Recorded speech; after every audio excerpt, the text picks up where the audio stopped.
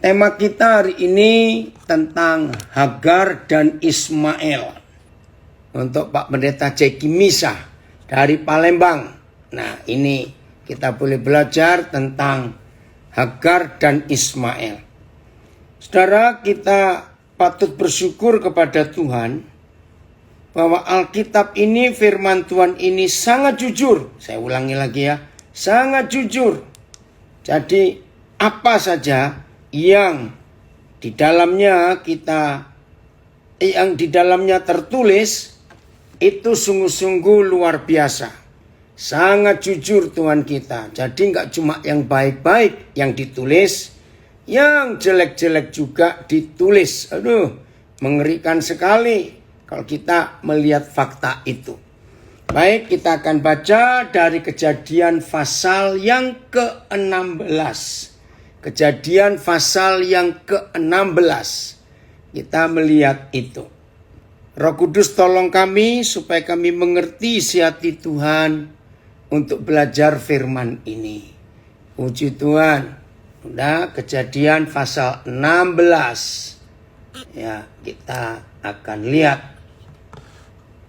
Oke. Mulai ayat 1. Adapun Sarai, nah waktu itu namanya belum diganti. Nama Sarai menjadi Sarah itu di Kejadian pasal 18. Adapun Sarai, ya, istri Abraham tidak beranak. Ia mempunyai seorang hamba perempuan, orang Mesir. Hagar namanya. Jadi kalau kita melihat ayat ini, orang-orang Mesir itu lebih dulu ada daripada orang Arab. Nah, Arab itu dari keturunan Ismail. Berkatalah Sarai kepada Abram. Nah, di sini mulai hati-hati di dalam keluarga, di dalam pernikahan. Hati-hati. Berkatalah Sarai kepada Abram. Engkau tahu, Yahweh tidak memberi aku melahirkan anak. Pasti nada tinggi. Ya. Gambar yang mana Yuli yang pecah? Papi tidak tahu, nggak jelas kamu bilang. Ya. Nada tinggi. Karena engkau tahu, Yahweh tidak memberi aku melahirkan anak. Karena itu, aduh, disinilah masalah itu mulai. Karena itu, baiklah, hampiri hambaku itu. Mungkin. Nah, saudara, jangan anggap enteng kata mungkin. Ini mulainya dosa itu masuk. Mungkin. Hati-hati dalam kehidupan kita tentang mungkin. Ini juga yang si kunyuk katakan di Taman Eden. Mungkin kamu salah dengar, Hawa. Begini. Semua buah di taman ini jangan kau makan. Kecuali yang satu. Nanti saudara lihat Kejadian 3. Mungkin. Nah, mungkin dengan kalau itu perkataan si kunyuk. Senang sekali ya kalau ngomong si setan itu si kunyuk. Memang kunyuk betul mereka itu. Gemes ngeliatinya.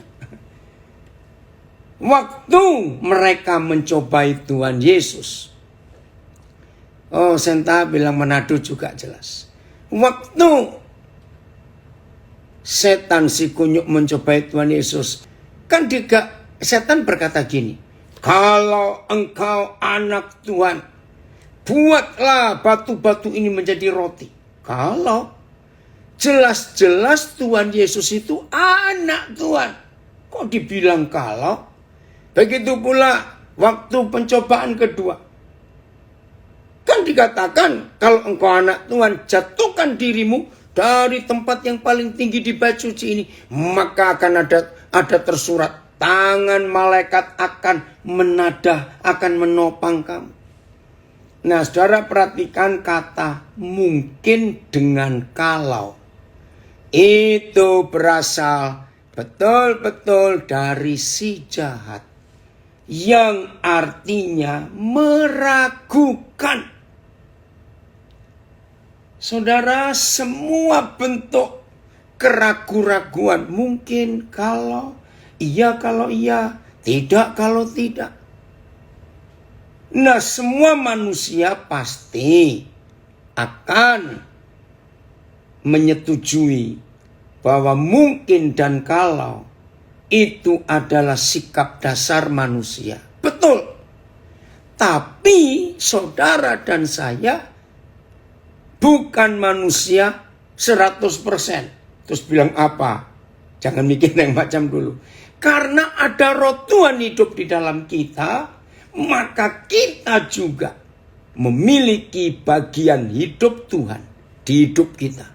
Jadi gak boleh ada mungkin atau kalau. Kita harus berani berkata pasti. Maka itu hati-hati dengan kata kalau. Ya, ayat 2 saya baca lagi, Kejadian 16. Ini berbahaya. Berkatalah Sarai kepada Abram, engkau tahu, Yahweh tidak memberi aku melahirkan anak. Karena itu baiklah hampiri hamba kau itu. Mungkin oleh Hagar hamba itu aku dapat memperoleh seorang anak. Wih, ngeri. Mungkin. Berarti Sarai pun tidak yakin. Aduh. Lihat kalimat berikut. Dan Abram mendengarkan perkataan istrinya, mendengarkan kata Sarai.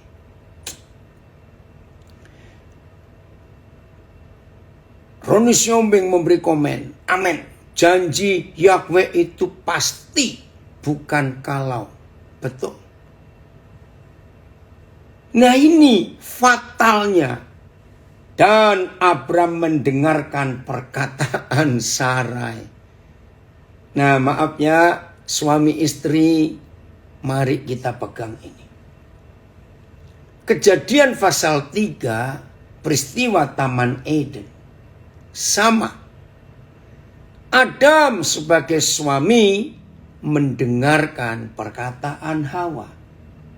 Ini loh buah ini enak, loh buah ini enak. Padahal Adam kan tahu, masih ingat firman itu. Yang lain boleh kau makan, yang satu ini jangan.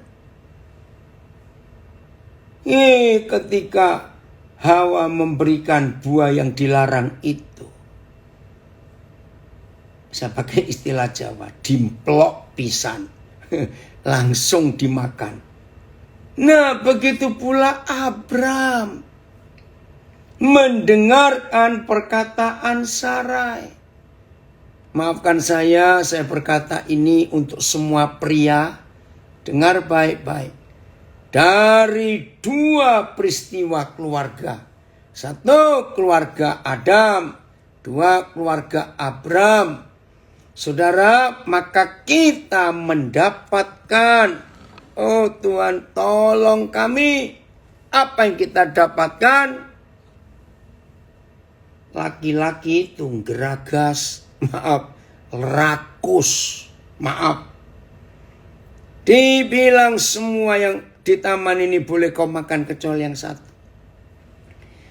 Abram ditawari istrinya, ada perempuan lain. Seharusnya Adam dan Abram bicara tegas. Entah Adam memanggil Hawa itu, kalau orang Belanda bilang skat, artinya darling gitu ya. Atau apalah terserah. Bukan begitu kata Tuhan. Yang lain boleh dimakan, yang ini tidak. Bukan begitu kata Tuhan. Lewat kamu, lewat rahimmu, kita akan punya anak. bukan lewat yang lain. Dari Makassar komen, laki-laki rakus lahir dan batin. Maaf, yang ngomong bukan saya, orang Makassar ini. Coba kita lihat Kejadian 12 ayat 4. Aduh, seandainya Abram melakukan apa yang dia lakukan di Kejadian 12 ayat 4, ceritanya lain dunia ini. Lalu pergilah Abram seperti yang difirmankan Yahweh kepadanya. Berarti Abram itu tadinya nurut. Karena Abram pergi seperti perintah Yahweh Tuhannya. Nah sayang, ketika Sarai istrinya menawarkan hal yang salah, ya udahlah, sudah terjadi. Nah saudara, kembalian ke Kejadian 16. Saya akan katakan kalimat ini, tapi jangan diambil untuk hal yang negatif. Tolong perhatikan, jangan. Apa itu? Semua kesalahan kita,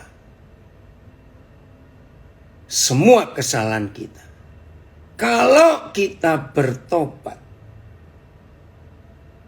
serius bertobat, Papa bisa balikkan kesalahan itu. Entah dengan cara bagaimana. Untuk menemukan hal-hal yang positif. Lagi sekali, jangan ini dijadikan alasan untuk kita boleh buat salah dalam nama Yesus. Bukan begitu maksudnya. Risikonya besar. Dan kita tidak boleh sembarangan. Lihat ayat 3 Kejadian 16. Jadi Sarai istri Abram itu mengambil Hagar, hambanya orang Mesir itu. Yakni ketika Abram telah 10 tahun tinggal di tanah Kanaan. Bayangkan. Dari Ur Kasdim, Irak Utara, Abram meninggalkan kampung halaman orang tuanya, tanah kelahirannya, untuk ke tanah Kanaan seperti yang Yahweh Tuhan tunjukkan.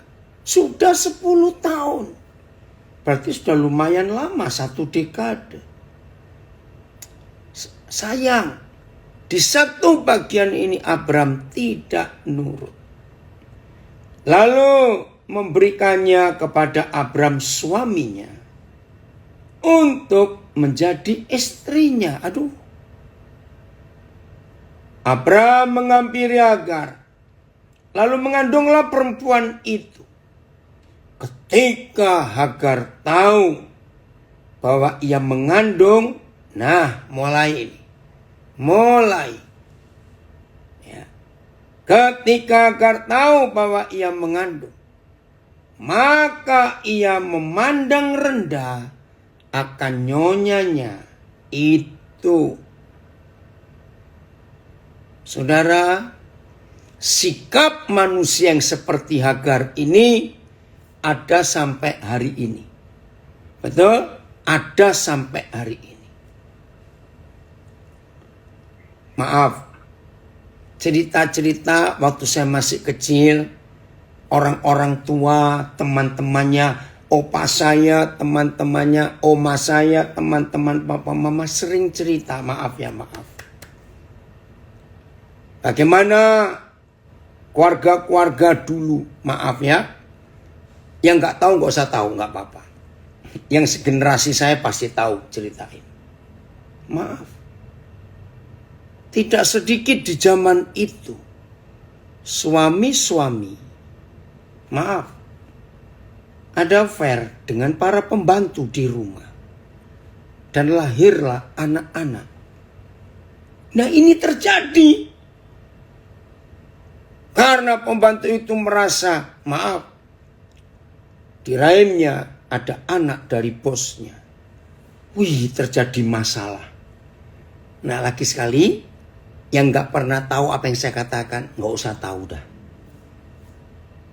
Ini terjadi di zaman tahun 60-an, tahun 70-an yang lalu. Ini perbuatan si setan itu. Win, terima kasih Papi, kamu hadir dari Pekalongan. Kok baru muncul kamu nak? Ngeri ya saudara. Nah, ayat 5. Lalu berkatalah Sarai kepada Abram. Ya, penghinaan yang kuderita ini adalah tanggung jawabmu. Lah, maaf ya. Aduh, jangan sampai saudara salah ngerti ya. Johnson, apa kabar kamu? Senang Papa kamu hadir. Saudara dengar. Jangan terjadi apa yang diucapkan Sarai. Itu terjadi dalam keluarga kita di akhir zaman. Jangan. Oh Tuhan tolong kami. Saudara lihat. Akhirnya Sarai menyalahkan suaminya. Ya, ada betulnya juga sih salah. Karena kalau Abram ketika ditawari Sarai tentang pembantunya itu. Dan dia berkata, bukan begitu mah, dari rahimmu yang Tuhan tetapkan.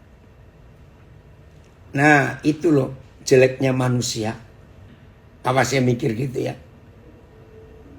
Saudara, di sini kita belajar. Papa kita itu luar biasa. Hebat. Oke, saya beri ilustrasi tentang situasi seperti ini. Baik situasi Taman Eden maupun situasi keluarga Abram ini. Seorang pilot.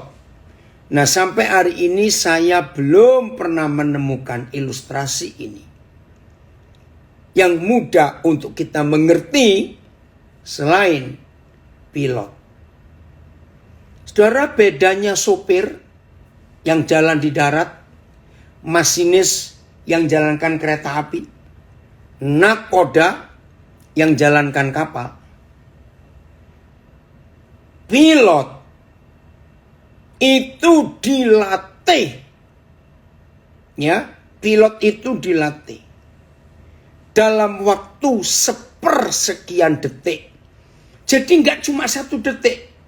Dalam waktu kurang dari 1 detik pun seorang pilot ketika ada bahaya di pesawat atau cuaca itu dilatih. Karena saya pernah nyekolahkan pilot. Jadi ini yang paling berat. Dalam waktu sekian detik, sepersekian detik, bukan sekian detik. Kalau sekian detik bisa 3 detik, 4 detik. Ini sepersekian detik. Cepat ambil keputusan. Ini mau bagaimana? Maka itu saudara, ketika tahun 2000 berapa ya, 2000 awal. Sebuah pesawat ya yang akan landing. Entah di bandar udara New York atau John F. Kennedy, saya lupa. Tapi nama pilotnya saya ingat. Nama belakangnya Schulenberger. Itu diakui pilot hebat, saudara. Wih, kenapa? Pas mau landing, tiba-tiba ada rombongan burung yang terbang karena sudah rendah. Masuk ke mesin pesawat. Dia terbakar mesinnya. Wih, dalam kondisi seperti itu musim dingin, bulan Januari. Coba saudara cari nanti di Google sejarahnya, Schulenberger. Ya. Dalam waktu sepersekian detik. Dia bingung, saudara. Coba saudara cari di Google, New York itu padat. Ya ini mau mendarat di mana? Sudah terbakar. Satu-satunya yang memungkinkan adalah landing di sungai. Nah itu saya lupa nama sungainya apa ya. Coba saudara cari. Itu, waduh, waktu saya ngikuti. Lah saya ini suka saudara melihat National Geographic tentang pesawat-pesawat itu supaya belajar. Saudara, satu-satunya pilihan dalam sepersekian detik pilot ini tidak ada pilihan lain. Landing di sungai. Dan sungainya beku karena musim dingin. Hebat. Nggak ada satupun penumpang yang celaka. Wih, dunia memuji pilot ini cepat sekali ambil keputusan. Para suami, para pemimpin, kita pun harus belajar dari Roh Kudus, dari Bapa di surga. Ketika dalam situasi yang mendadak berbahaya, cepat. Oh, terima kasih Tuhan, kau luar biasa.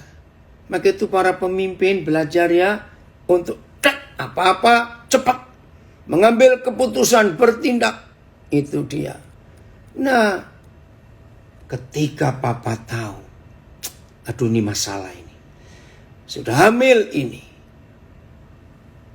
di situ Papa di surga membuat sesuatu yang orang gak pernah pikir. Begitu pula ketika Adam sudah bersalah, langsung Papa di surga buat rencana baru, merubah rencana awalnya. Nah, kalau dalam istilah kepemimpinan ada plan A dan plan B, ya. Ada rencana A, kalau ini nggak bisa, siapkan rencana B. Saudara, ini dia yang kita harus lakukan, yaitu makin kita dekat, bukan cuma menempel dengan Bapa di surga, tapi menyatu dengan Dia. Catat, maka saudara dan saya yang gak cuma dekat, melekat, tapi menyatu dengan Bapa di surga, percayalah, Dia akan melatih kita untuk bisa begitu cepat mengambil keputusan di dalam keadaan sedarurat apapun juga. Wih, Roh Kudus itu luar biasa, saudara. Kalau kita mau hidup dalam kebenaran ini. Apa yang terjadi ketika Sarai menyalahkan suaminya, padahal dia yang kasih saran? Seringkali begitu. Setan bekerja dalam keluarga kita. Saling menyalahkan. Tahu nggak? Masalah kecil dalam pernikahan kita, dalam keluarga kita. Tapi kita saling nyalakan, hancur saudara. Udah stop, kalau sudah terjadi ya sudah. Jangan saling nyalakan. Ayat 5 lagi. Lalu berkatalah Sarai kepada Abram. Penghinaan dari Hagar toh, kan dia Sarai direndahkan. Ya jelas saja, aku yang punya anak loh, bukan kamu. Wajar. Bangga dia dari seorang hamba, seorang pembantu. Naik derajatnya, naik pangkatnya. Saudara, terjadi masalah. Oh, terima kasih Yani dari Sydney. Sullenberger tahun 2009 di Hudson River. Terima kasih. Ini saudari kita dari Sydney menunjukkan itu. Sullenberger. Sullenberger. Itu kisah yang luar biasa. Puji Tuhan seorang juga hadir. Oke ya. Saya lanjutkan. Penghinaan yang kuderitanya adalah tanggung jawabmu. Akulah yang memberikan hambaku ke pangkuanmu. Lah, dia ngaku. Aku yang memberikan hambaku ke pangkuanmu. Tetapi baru saja ia tahu bahwa ia mengandung. Ia memandang rendah akan aku. Yahweh kiranya menjadi hakim antara aku dan engkau. Dengarkan. Ngerti nggak maksud Sarai ngomong ini? Yahweh kiranya menjadi hakim antara aku dan engkau. Ini sangat negatif. Saya ulangi, sangat negatif. Gini negatifnya. Coba kalau Tuhan model kita, ya, kira-kira ngomong apa? Hah? aku suruh jadi hakim antara kamu dengan hambamu itu. Betul enggak? Ide siapa hambamu itu sampai punya anak dari suamimu? Ngerti enggak kalimat ini? Idenya siapa? Kan idemu. Sekarang kamu minta aku menjadi hakim antara kamu dengan dia. Ngerti? Kalau Tuhan model kita, pasti akan ngomong seperti itu. Inilah manusia. Saya kagum, kita harus kagum kepada Papa di surga. Kok bisa? Diasarai nyalakan Yahweh Tuhan. Enak saja. Siapa yang punya ide seperti itu? Aku sekarang kamu salahkan. Puji Tuhan, Tuhan gak model seperti kita. Terima kasih Papa, engkau sungguh luar biasa, sangat mengagumkan. Hati-hati ya, kalau karena kekurangan ajaran kita, karena pemberontakan kita, jangan minta Tuhan bertanggung jawab, walaupun dia pasti bertanggung jawab. Tapi tidak begitu seharusnya. Terus. Kiranya Yahweh menjadi hakim antara aku dan engkau. Lah kok enak. Kamu yang minta kok. Maaf ya. Ayat 6. Kata Abram kepada Sarai. Nah sekarang suaminya jawab. Hambamu itu di bawah kekuasaanmu. Perbuatlah kepadanya apa yang kau pandang baik. Nah, lihat ini. Jadi Abram bijaksana betul. Dan kekuasaanmu. Tadi juga waktu engkau tawarkan dia kepadaku, kan dalam kekuasaanmu juga. Perbuatlah kepadanya apa yang kau pandang baik. Ngeri saudara. Lalu Sarai menindas Hagar sehingga Hagar lari meninggalkannya. Nah, setelah kalimat ini saya kagum dan terharu. Papa di surga itu luar biasa. Dan secara pikiran logika waras manusia ini sulit dimengerti. Lari toh Sarai? Maaf, Hagar lari. Dibiarkan. Ini yang saya kagum. Tidak, saudara. Tadi pagi ada seorang ibu, seorang istri yang ditinggal suaminya. Punya anak satu. Lalu cerita tentang masalah dalam hidup keluarganya. Yang cuma ngurus anak satu begitu banyak masalah. Saya harap mengerti yang saya maksud. Karena ada di Facebook, saya lihat namanya tadi. Oh, ada yang komen. Kalau zaman sekarang, para lelaki suka cari pelakor. Pelaku. Aduh, di luar rumah. Nah, perhatikan. Yang tanya saya tadi pagi ada di Facebook. Percayalah. Walaupun itu salah kita. Tapi kalau kita mau bertobat. Ini saya terharu. Tuhan. Papa di surga Yahweh Tuhan kita tetap bertanggung jawab, saudara. Hebat ya Papa kita. Bukan salah Tuhan, tetapi dia harus bertanggung jawab. Ini luar biasa. Betul, ada komen di Zoom, dahsyat Tuhan Yesus Kristus. Luar biasa Yahweh Elohim Yeshua HaMashiach. Amin, betul. Wih, ini hebat, luar biasa. Kejadian 16, apa tanggung jawab Tuhan? Setelah Hagar lari dari majikannya karena ditindas, ditekan.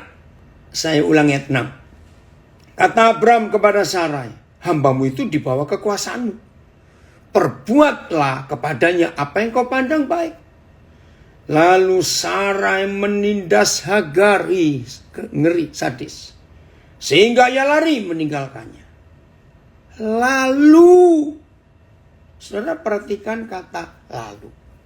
Ini kronologis. Jadi waktu demi waktu berurutan. Lalu malaikat Yahweh menjumpai Hagar dekat suatu mata air di padang gurun, yakni dekat mata air di jalan ke Syur. Apa yang kita bisa pelajari? Dengan ayat 7 ini, begini kita melihat, oh Tuhan kita luar biasa. Apa yang kita pelajari? Maaf kalau saya pakai kalimat, jangan salahkan. Hagar ini kan bukan siapa-siapa. Maaf lu ya. Ini untuk memudahkan konsep kita mengerti hati Papa di surga. Hagar ini kan bukan siapa-siapa. Dan tidak ada janji juga sebelum-sebelumnya. Hagar itu terlibat dalam sejarah rencana Tuhan gara-gara Sarai. Maka dia terlibat, kan artinya tidak ada apa-apa. Nah, dengarkan saudara, yang bukan siapa-siapa. Maaf, saya harap saudara jangan menilai, wah berarti saya nggak suka Hagar. Bukan begitu. Ini pelajaran penting buat kita. Yang bukan siapa-siapa saja. Yang sebetulnya Hagar ini tidak termasuk. Kalau saya pakai istilah proyek, Hagar ini sebetulnya nggak termasuk di grand design. Tahu ya? Grand design. Nah, di semua proyek, apalagi proyek negara, itu harus ada grand design. Nah, grand design itu supaya orang bisa tahu nanti jadinya proyek ini seperti apa. Sudah digambar seperti sekarang di Indonesia. Saudara ngikuti dalam minggu ini grand design ibu kota baru untuk Indonesia. Udah dibuat. Wih, saya lihat juga. Hebat itu Bapak Iwayan Nuarta yang menggambar istana presiden dengan model burung Garuda. Terus masjid negara. Wih, bagus sekali. Saudara lihat nanti. Nah, orang punya gambaran. Nah, maaf. Hagar ini nggak masuk dalam grand design. Nggak ada. Tapi gara-gara Sarai. Di sini saya kagum. Papa perhatikan dia. Padahal ini kesalahan ini. Kembalian. Lukas Kejadian 16. Lalu malaikat Yahweh. Saudara, saya harap saudara mengerti. Ayat 7 tadi. Lalu malaikat Yahweh menjumpai Hagar dekat suatu mata air. Dengarkan baik-baik.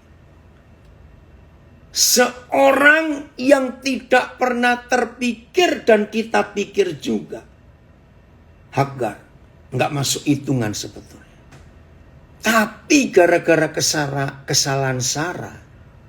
Dan di dalam tubuhnya ada benih. Dari Abram. Baca ayat 7 Kejadian 16. Papa memperhatikan kesulitannya. Karena ada bayi dalam perutnya Hagar. Ngerti enggak? Perkara hebat enggak? Kalau sampai Yahweh Tuhan menyuruh malaikatnya menjumpai Hagar yang tidak masuk dalam hitungan. Apalagi ini karena kesalahan. Saudara, di sini saya, oh Papa engkau luar biasa. Sulit dimengerti. Tadi pagi ada orang yang diskusi dengan saya. Out of nowhere, kalau dalam bahasa Inggris. Nggak tahu munculnya dari mana. Out of nowhere. Tiba-tiba di hidup orang ini muncul seorang. Nah, kebetulan orang itu saya kenal juga. Memang hidupnya kacau, hidupnya berantakan. Ada yang komen di Facebook, jadi grand design papa bisa kacau balau kalau kita ikut-ikutan. Iya. Tapi ini dia hebat sekali. Nah, terus orang ini tanya kepada saya, kira-kira kalau kita nolong orang, ternyata orang itu paling gigit kita dan menceritakan tentang jeleknya kita, kira-kira Koden bagaimana? Saya jawab, Tuhan Yesus pernah ngalami itu. Halo, ada orang? Tuhan Yesus pernah ngalami itu. Tuhan Yesus pernah nggak digigit dari belakang? Enggak cuma digigit, dibunuh. Jadi, siapa yang ikut belajar sekarang dan belum pernah dikhianati, tunggu nanti malam atau besok. Jangan begitu dong. Serius. Bukankah itu, dari bahasa Arab. Baru tahu saya. Terima kasih Yani. Dari bahasa Arab. Kurang sip. Ya, oke. Jadi, yang sudah lama tidak pernah dikhianati. Haleluya. Tunggu sebentar lagi. Loh kok bisa begitu? Nah, kan saudara pernah berdoa. Dari bahasa Arab. Terima kasih. Saya baru tahu ini Afdol itu dari bahasa Arab. Kan saudara pernah berdoa. Ku mau sepertimu Yesus, disempurnakan selalu. Ayo. Pernah doa tak? Ini tambahan lagi dari Yani. Artinya lebih utama, lebih baik. Begitu Afdol. Terima kasih. Saya belajar hal baru. Jadi yang pernah berdoa dengan doaku mau sepertimu Yesus, disempurnakan selalu. Enggak legitimate, enggak sah, enggak afdol. Kalau saudara sudah doa begitu, enggak pernah dikhianati. Kira-kira amin atau aman ini? Serius. Itu dia. Nah, terus hari ini ya, ternyata bukan cuma di grup Korak yang membahas ini. Jadi ada orang yang motong khotbah saya tentang perpuluhan, diambil sepotong, wah lagi viral. Saya nggak tahu siapa, saya nggak pusing. Nah, hari ini lagi viral tulisan di sosial media, nggak tahu siapa orangnya, saya pun nggak mau cari. Orang itu marah dengar khotbah saya. Yang cuma sepotong, nggak dengar jelas, nggak dengar utuh. Kalimatnya begini, saya mau cari pendeta yang khotbah ini, saya mau gantung dia. Saya mau digantung. Ya, banyak yang protes anak-anak saya bilang, ngapain biarin. Tuhan Yesus saja digantung kok. Serius. Saudara, maka itu ada yang komen. Sudah pernah merasakan dikhianati.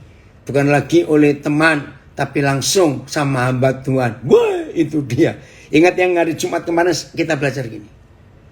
Nah, pengkhianat itu tidak pernah orang jauh. Yang berkhianat itu tidak pernah orang jauh. Kalau orang jauh nggak bisa mengkhianati. Yang menjadi pengkhianat itu pasti orang dekat kita. Haleluya. Memang nggak perlu cari tahu, nih ada komen di Facebook. Nggak perlu cari tahu, tapi pasti orang itu yang hidup dari perbunuhan. Ada yang komen, bendera kali digantung. Saudara, siap ya? Itu papa kita. Dia nggak salah. Hagar yang salah. Nyerahkan si pembantu kepada suaminya. Tuhan dituntut untuk jadi hakim. Nah begini loh ayat 7 ini, Kejadian 16. Kalau Hagar yang tidak masuk dalam hitungan. Tapi ketika dia sengsara. Wih, luar biasa. Malaikat Yahweh datang kepadanya. Saudara ngerti? Apalagi kita, kekasih-kekasihnya, anak-anaknya, biji matanya. Nggak mungkin Papa nggak hadir di hidup kita dan berbicara kepada kita. Nggak mungkin. Maka itu selama kita belajar, saya selalu menekankan belajar untuk mendengar suara Tuhan. Belajar untuk mempercayai Tuhan hadir di hidup kita. Belajar. Ini loh buktinya. Hagar yang tidak masuk hitungan sama sekali. Wih, Tuhan perhatikan. Oh ada yang komen. Dikhianati sudah. Dicurangin sudah. Difitnah sudah. Diadu domba sudah. Disantet dan diguna-guna sudah. Wih lengkap sekali. Bahkan juga yang merancangkan yang jahat atas nyawa saya pun sudah. Puji Tuhan. Roh Kudus yang menopang saya. Amin. Iya jelas. Kalau ini ada yang terjadi, saudara nggak bisa hadir di Facebook hari ini. Puji Tuhan. Ini lengkap sekali, diapakan saja. Maka itu indah. Saudara saya ulangi, indah. Kalau kita betul-betul siap jadi anak Papa. Yang nggak diperhitungkan aja, Papa hadir malaikatnya. Terus ayat 8. Ayat 8 ini manis sekali. Kejadian 16 ini saudara ya. Oh terima kasih Bapak. Engkau luar biasa. Katanya. Hagar. Hamba Sarai. Jadi masih diakui hamba Sarai. Dari manakah datangmu? Dan kemanakah pergimu? Malaikatnya yang tanya. Ya betul Sony, Ismail atau Yismail artinya Yahweh mendengar. Ya nanti kita akan lihat itu. Jawabnya, aku lari meninggalkan Sarai nyonyaku. Jelas toh? Ayat 9. Lalu kata malaikat Yahweh itu kepadanya. Lihat ini. Kembalilah kepada nyonyamu. Biarkanlah engkau ditindas di bawah kekuasaannya. Ayo mikir. Kalau kita disuruh balik ke suatu tempat, tapi diberitahu kalau kamu balik ke sana itu kamu ditindas. Jujur, balik atau lari terus? Ya jawabannya masing-masing lah. Ya terserah mau jawab bagaimana. Tapi Hagar tidak. Balik kamu. Terus selanjutnya. Maaf. Oh ayat 10. Lagi kata malaikat Yahweh itu kepadanya. Oh saudara bayangkan. Yang gak masuk hitungan aja bisa mendengar suara Papa di surga loh. Berapa kali itu dari ayat 6. Lalu malaikat. Ini ayat 10. Lagi kata malaikat Yahweh itu kepadanya. Aku akan membuat sangat banyak keturunanmu. Sehingga tidak dapat dihitung karena banyaknya. Sudah terjadi sekarang. Saudara, keturunan Ismail banyak. Aneh. Nggak masuk hitungan. Tapi Papa luar biasa. Ada yang bilang kabur dari Nabire. Oh dari Brisbane gabung. Erik makasih. Inilah iman yang harus kita miliki dalam hidup kita. Kalau yang gak masuk hitungan saja, Papa masih peduli. Papa masih hadir di hidupnya. Dengar gak kalimat saya? Yang gak masuk hitungan saja, Papa pedulikan. Apalagi kita anak-anaknya. Ada terjemahan FAYH saya baca. Pasal 16 ayat 9. Malaikat berkata, kembalilah kepada majikanmu dan tunduklah kepadanya sebagaimana mestinya. Aku akan menjadikan engkau suatu bangsa yang besar. Ya, engkau mengandung dan akan melahirkan anak laki-laki. Hendaknya engkau menamai dia Ismail. Artinya Tuhan mendengar. Karena memang Tuhan sudah mendengar tentang kesengsaraanmu. Anakmu itu akan berlaku seperti keledai liar yang bebas dan belum pernah dijinakkan. Sampai hari ini nih, sampai hari ini. Ia akan melawan setiap orang sampai hari ini. Dan setiap orang akan melawan dia sampai hari ini. Dan ia akan tinggal di dekat saudara-saudaranya. Siapa? Di dekat anak-anak Ishak. Sampai hari ini. Wih, maka itu saudara, biarlah kita betul. Papa masih bertanggung jawab. Sulit dimengerti saudara, tapi inilah fakta. Oke, ayat 13. Ini ayat emas buat hidup saya. Karena ini mengagumkan. Nah, tolong bagus ayat 13 kirimkan terjemahan FAYH juga. Saya baca. Kemudian Hagar menamakan Yahweh yang telah berfirman kepadanya itu dengan sebutan, engkaulah El Roi. Artinya, bukankah di sini kulihat dia yang telah melihat aku? Wih, ini luar biasa. Bukankah di sini aku telah melihat dia? Aku melihat dia yang telah melihat aku. Coba merem sebentar. Coba cari berapa terjemahan lagi ya ayat ini. Ini kalimat ini bagus. Bagus belum FAYH-nya? Ya. Lalu Hagar memanggil nama Yahweh yang berbicara kepadanya itu dengan sebutan, engkaulah El Roi. Sebab katanya, sungguhkah di sini aku telah melihat dia yang telah melihat aku. Terima kasih. Ini FAYH saya baca dulu ya di Facebook.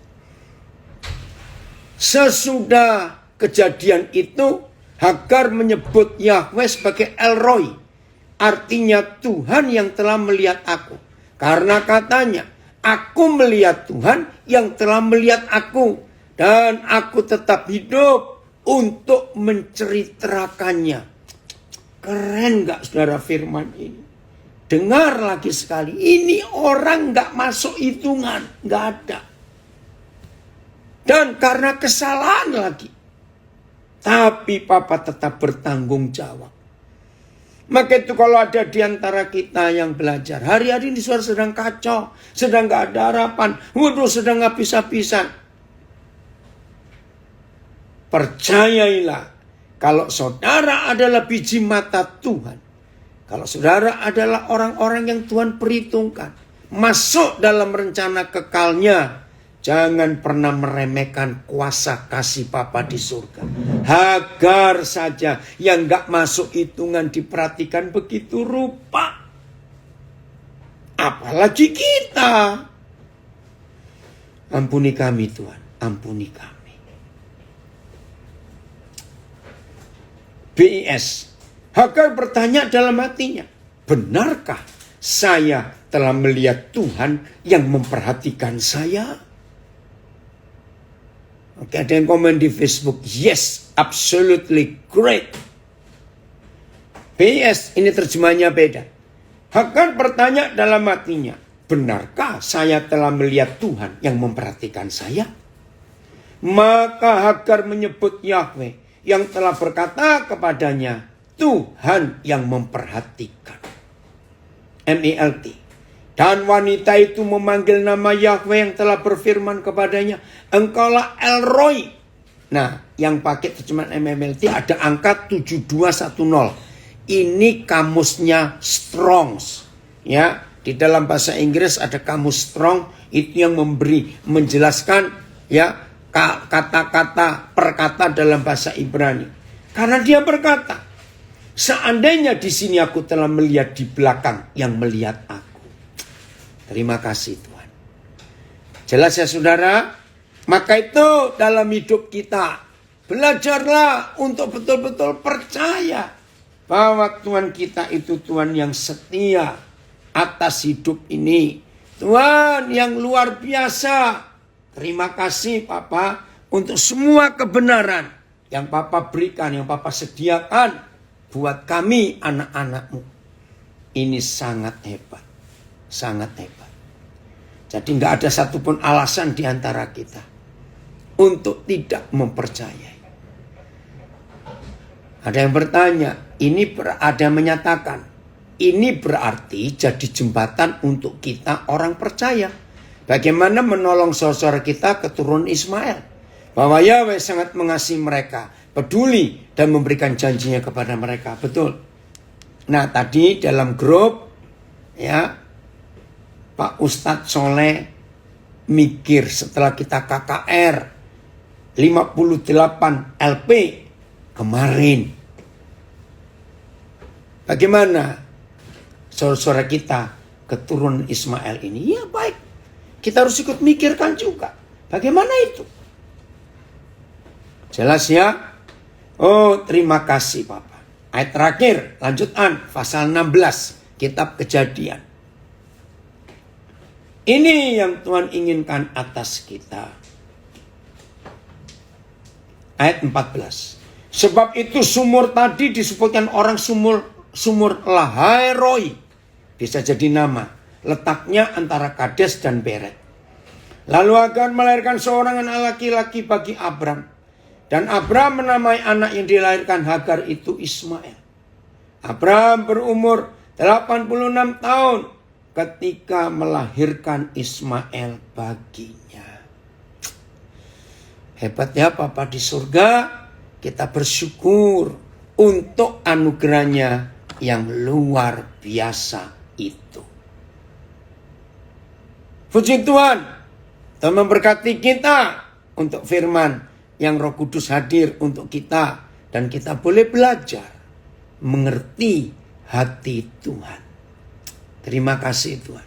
Oh dari Florida saya baca. Karena ketidaktaatan Abram dan ketidakpercayaan Sarah. Maka ada bangsa Arab.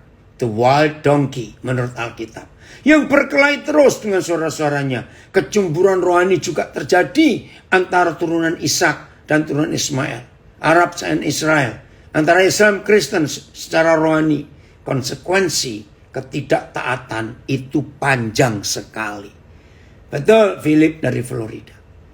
Oke, jelas ya?